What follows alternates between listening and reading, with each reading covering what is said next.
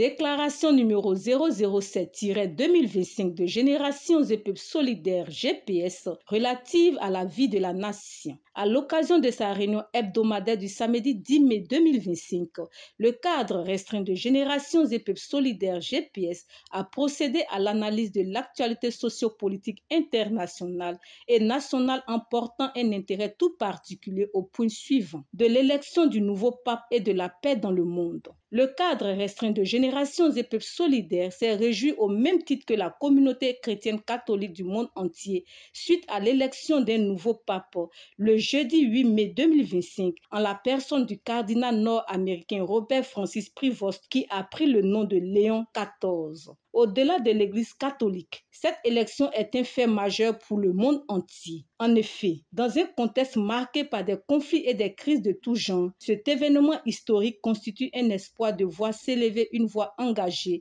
et fédératrice en faveur de la paix. Car, en plus d'être un guide religieux, le pape est également un important acteur diplomatique qui, à travers ses messages publics et le dialogue qu'il entretient avec tous les dirigeants, intervient comme un véritable apôtre de la paix et de la défense de la cause des plus faibles. Générations et Peuples Solidaires saluent ainsi les premiers mots du pape Léon XIV qui a aussitôt esquissé à la face du monde une vision pastorale marquée par la recherche de l'unité dans un monde polarisé. Ce message résonne fortement comme un souffle moral face à une humanité de plus en plus fragmentée. Générations et Peuples Solidaires espère du pape Léon XIV l'audace d'appeler les puissants de ce monde à plus de justice et, surtout, à œuvrer pour mettre fin aux souffrances des peuples victimes de guerres atroces. Générations et Peuples Solidaires exhortent l'Église de Dieu, et en particulier sa sainteté le pape Léon XIV, à avoir un regard pieux sur tous les fidèles de l'Église et notamment sur tous les Ivoiriens en cette période électorale, afin que Dieu pose sa main divine pour apaiser les tensions, dissiper les rancœurs et favoriser le pardon et la réconciliation en Côte d'Ivoire. De la visite du nouveau président syrien en Occident, l'ancien chef djihadiste Ahmad al-Shara devenu fréquentable, à l'instar de l'opinion internationale. Générations et Peuples Solidaires a marqué un réel étonnement quant à la récente visite en Europe du nouveau président syrien, l'ancien chef terroriste Ahmad al-Shara rattaché à Al-Qaïda, où il a été reçu en grande pompe le mercredi 7 mai 2025 par le président français Emmanuel Macron. Il convient de rappeler que le groupe terroriste auquel appartient Ahmad al-Shara s'est illustré dans des attaques et des meurtres au point d'être sanctionné par la communauté internationale. En outre, les nouveaux dirigeants syriens écopent des sanctions héritées du régime de Bachar al-Assad au regard de la continuité de l'État. Aussi, une telle initiative diplomatique soulève-t-elle de nombreux questionnements. À quel niveau l'Europe place-t-elle désormais ses principes sacro-saints relatifs au respect des droits de l'homme qui ont toujours guidé sa politique étrangère? En outre, l'on ne peut manquer de relever l'incohérence flagrante dans l'attitude des dirigeants européens qui, pour la plupart, ont, au nom de la démocratie, suspendu toute coopération avec les autorités issues de coups d'État dans les pays africains comme le Mali, le Burkina Faso, le Niger et se montrent subitement plus conciliants avec un président syrien au parcours bien plus sombre. Force est de constater l'effondrement moral d'une Europe désormais tiraillée entre ses proclamations démocratiques et les exigences de son pragmatisme géopolitique. Cette contradiction flagrante entame gravement sa crédibilité lorsqu'elle prétend défendre la démocratie et les droits de l'homme. Générations et Peuples Solidaires dénoncent avec fermeté cette diplomatie à géométrie variable où les principes sont appliqués ou ignorés en fonction des intérêts du moment. Générations et Peuples Solidaires appellent la communauté internationale ainsi que les institutions multilatérales à maintenir avec fermeté les sanctions contre les groupes terroristes actifs à travers le monde, en particulier en Afrique, où ils menacent directement la souveraineté et la stabilité des États libres. De la disparition et la détention arbitraire de M. Walina Coulibaly. Le cadre restreint de Générations et Peuples Solidaires informe l'opinion nationale et internationale que M. Walina Coulibaly, membre de la commission d'orientation et de coordination COC et responsable de la coordination départementale de GPS à Bobo 2, a été localisé au pôle pénitentiaire d'Abidjan après un enlèvement nocturne suivi de plusieurs semaines de disparition inquiétante. Depuis la nuit du 10 au 11 avril 2025, date à laquelle il a été enlevé à son domicile aux environs de 2h30 du matin par des individus armés, encagoulé et non identifié. Sa famille, ses camarades et l'ensemble du mouvement étaient restés sans la moindre nouvelle de lui. Pendant de longues semaines, aucune autorité publique ne s'est manifestée, ni pour reconnaître sa détention, ni pour en expliquer les raisons ou justifier une quelconque procédure à son encontre. Les conditions dans lesquelles M. Coulibaly a été enlevé, maintenu en isolement, puis transféré en toute discrétion au pôle pénitentiaire d'Abidjan, sans notification légale, sans comparution publique, ni chef d'accusation officiel, témoigne de la mise en place d'un système de disparition forcée digne des régimes autoritaires les plus redoutés. Le régime ivoirien, incapable de tolérer la pluralité politique, s'engage désormais sur la voie de la terreur d'État. Enlèvement nocturne, séquestration, détention arbitraire, radiation électorale, dissolution de partis, intimidation judiciaire. Le cas de M. Walina Coulibaly n'est pas isolé. Il illustre une stratégie de neutralisation ciblée des cadres de GPS mise en place depuis la naissance de notre mouvement et devenue systématique à l'approche de l'élection présidentielle d'octobre 2025.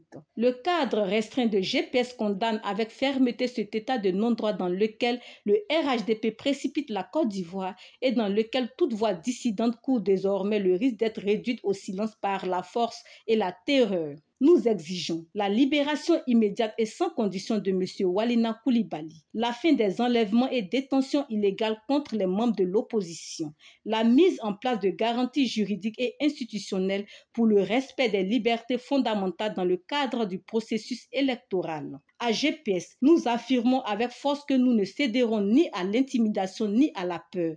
Chaque atteinte à la liberté, chaque arrestation injuste, chaque abus renforce notre volonté de défendre la démocratie et la justice en Côte d'Ivoire. De la modification unilatérale de l'article 51 du Code électoral, un précédent préoccupant. Le cadre restreint de Générations et Peuples solidaires prend connaissance de l'ordonnance adoptée par le gouvernement ivoirien le 7 mai 2025, modifiant les conditions de recueil du parrainage électoral pour l'élection présidentielle à venir. Cette ordonnance, qui précise désormais que le parrainage doit être recueilli dans les 31 régions administratives et les 2 districts autonomes historiques d'Abidjan et Yamoussoukro, exclut de fait les 12 nouveaux districts créés en 2021. Elle a pour effet de stabiliser le périmètre du dispositif initial mis en place en 2020 et éviter un alourdissement des obligations pour les candidats à la candidature. Si le cadre restreint peut comprendre que cette mesure puisse être présentée par le gouvernement comme une clarification technique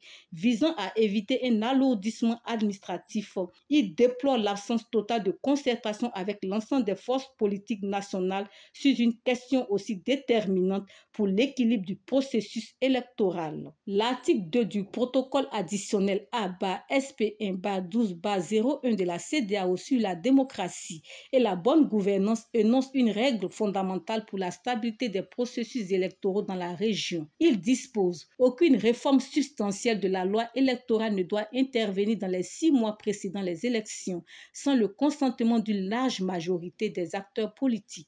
Or, cette modification du code électoral intervient à moins de 6 mois du scrutin présidentiel sans un consensus majoritaire des acteurs politiques. L'absence de dialogue qui l'entoure crée un précédent dangereux. Elle laisse craindre que d'autres ajustements unilatéraux puissent être opérés dans les semaines ou mois à venir au détriment de la transparence, de l'équité et de la stabilité du processus électoral. Le cadre restreint de GPS exhorte le gouvernement ivoirien à faire preuve de responsabilité politique en respectant scrupuleusement les engagements régionaux et internationaux souscrits par la Côte d'Ivoire. Il réaffirme la nécessité de garantir un cadre juridique électoral stable, inclusif et partagé, seul à même de préserver la confiance des acteurs et d'assurer des élections libres et apaisées. De l'initiative des rois et chefferies traditionnelles en faveur d'élections apaisées. Le 24 avril 2025 à Yamoussoukro, la Chambre nationale des rois et chefs traditionnels de Côte d'Ivoire, CNRCT, par la voix de son président, Sa Majesté Nana Désiré Amonta Noé, a annoncé le lancement d'une tournée nationale de sensibilisation. Placée sous le thème « Ensemble pour des élections apaisées en 2025 », cette démarche est censée couvrir les 31 régions administratives ainsi que les districts autonomes d'Abidjan et de Yamoussoukro du 5 mai au 3 juillet 2025. L'initiative, en elle-même, semble louable. Toutefois, le cadre restreint de Générations et Peuples solidaires observe avec gravité les biais manifestes dans sa conception et sa mise en œuvre. En effet, alors que le régime en place multiplie les entraves à la participation électorale, en excluant arbitrairement des candidats majeurs et en muselant l'opposition par l'utilisation politisée de l'appareil judiciaire, les têtes couronnées ont choisi de détourner le regard des véritables sources de tension. Le slogan choisi, plus jamais ça, sonne que si les causes profondes de la frustration populaire ne sont pas traitées à la racine. Il n'y aura pas de paix véritable sans justice. Il n'y aura pas d'élection apaisée sans élection inclusive. Le cadre restreint de GPS rappelle que les chefs traditionnels sont restés silencieux lorsque le président sortant Alassane Ouattara a foulé au pied la Constitution pour briguer un troisième mandat illégal, lorsque des figures majeures de l'opposition ont été radiées de la liste électorale sans base légale valable, lorsque notre mouvement Générations et Peuples solidaires a été déclaré arbitrairement dissous et notre président poussé et contraint à l'exil, lorsque les juridictions nationales instrumentalisées ont servi à bâillonner l'opposition, en contradiction flagrante avec les décisions de la Cour africaine des droits de l'homme et des peuples, lorsque des syndicalistes luttant pour leurs droits sont traqués, emprisonnés, voire radiés pour certains, lorsque des citoyens militants d'ONG luttant contre la cherté de la vie sont considérés comme des criminels voulant attenter à la sûreté de l'État et traités comme tels. Le rôle de la CNRCT ne peut se limiter à un exercice de communication superficielle ou à un accompagnement tacite des dérives du pouvoir.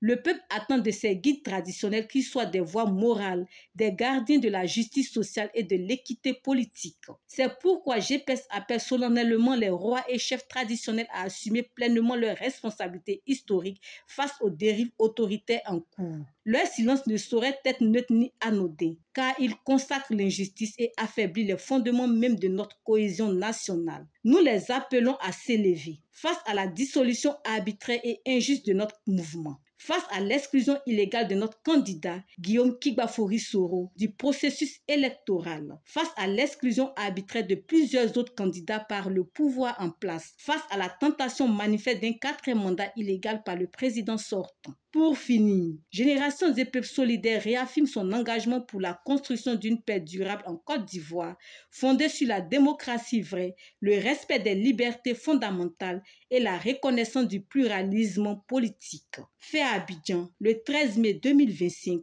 le cadre restreint de Générations et Peuples solidaires, GPS.